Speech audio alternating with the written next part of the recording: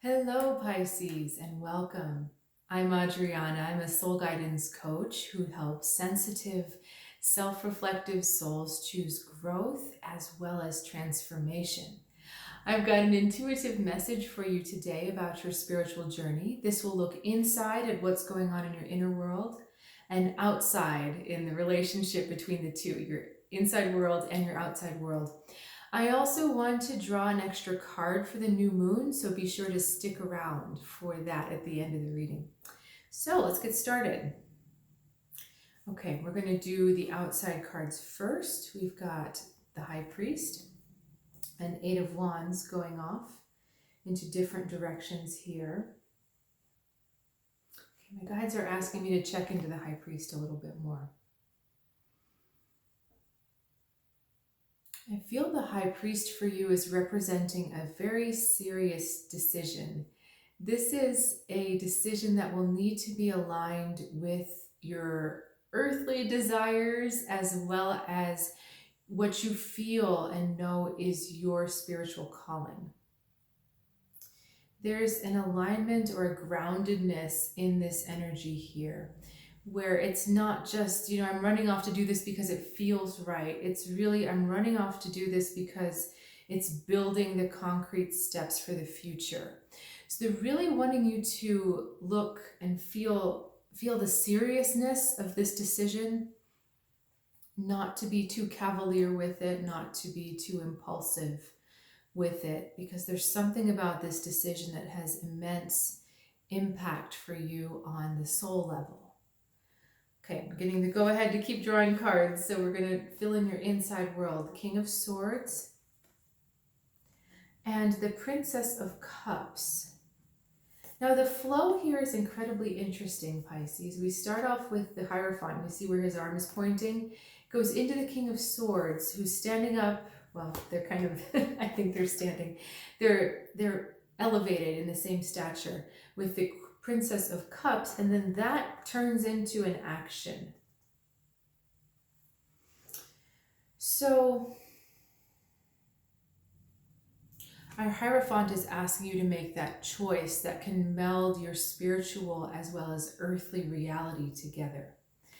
We then get the King of Swords, who to me is really telegraphing the idea of truth, your truth, especially given all the blue on this card. But the sky is so interesting here, isn't it?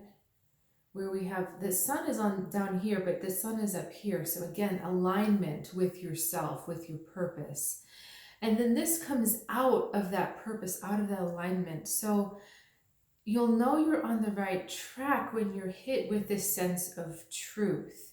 There's no emotional wavering in this. I feel like this energy helps you figure out the confirmation of whether you're on the right track or not.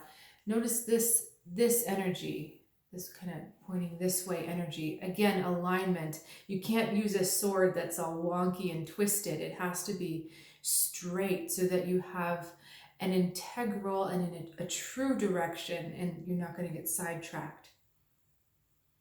Okay, now we come to our Princess of Cups.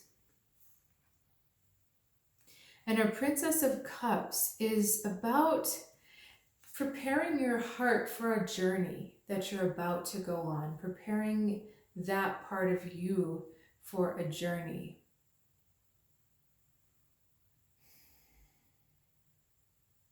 So this means embracing things that you haven't embraced before in the past, the chance to expand your heart and envelop it in new different ways.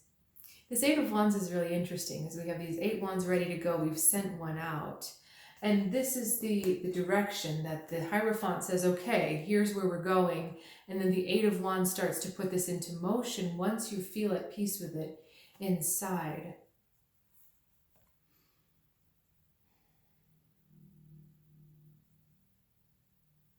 So I'm feeling like for you Pisces, there's some emotional release that needs to happen before this whole process can really get moving again. Because that's what this heart being open to new ways is, open to embracing new places, new experiences. Because when that heart is open, then it allows release.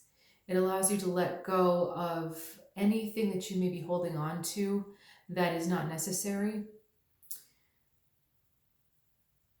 It also serves as,